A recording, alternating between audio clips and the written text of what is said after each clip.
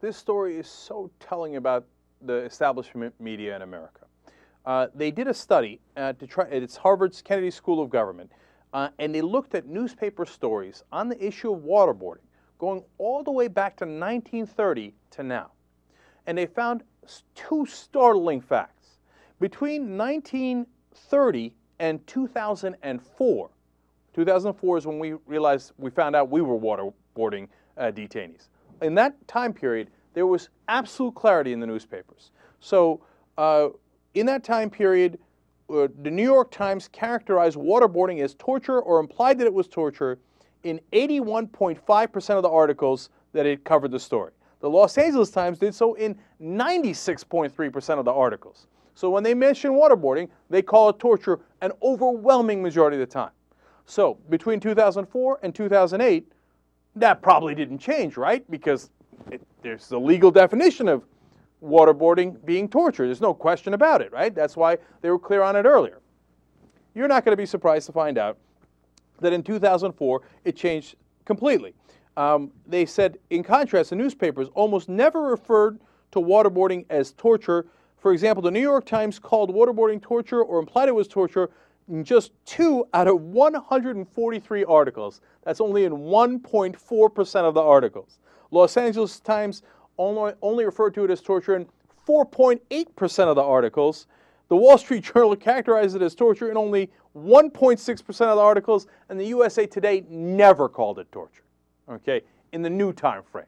And there's a little bit of overlap because the new time frame actually is between 2002 and 2008 in this study, okay?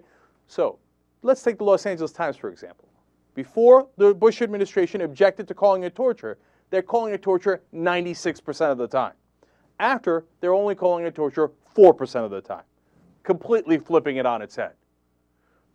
Okay, now that's perfect telltale sign of, yes, sir, the government says so? Absolutely, sir. The government says it's no longer torture. Stop calling it that, even though it's the obvious definition. And, oh, Republicans object? Oh, Republicans object. No, we just change everything, okay? Don't worry about the truth. He said, she said. Just get a fake neutrality right in the middle. Who cares what the objective reality is? But here comes an extra twist on it it's even more maddening. In that same time period, 2002 to 2008, when the New York Times, LA Times, etc., covered other countries doing waterboarding, they still called it torture. So get a load of these stats.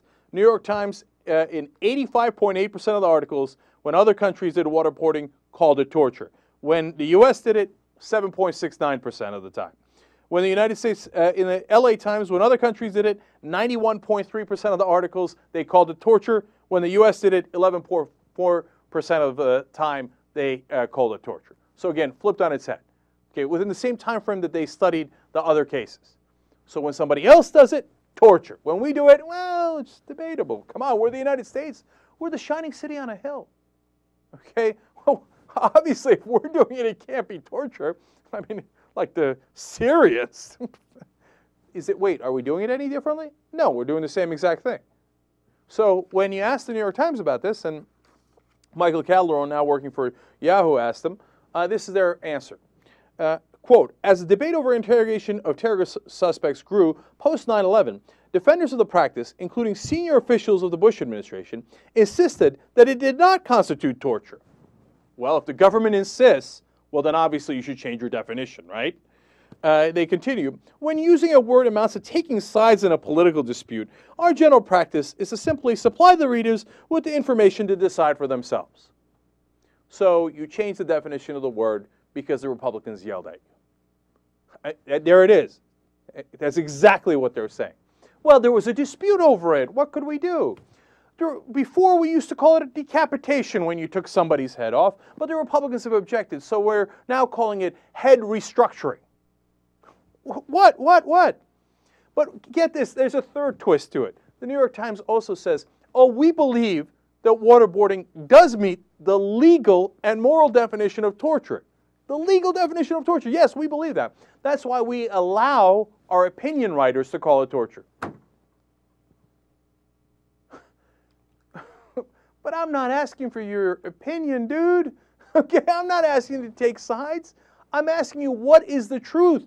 What is the legal definition? And if you call it torture when another country does it, you called it torture before the Bush administration did it, you should call it torture afterwards.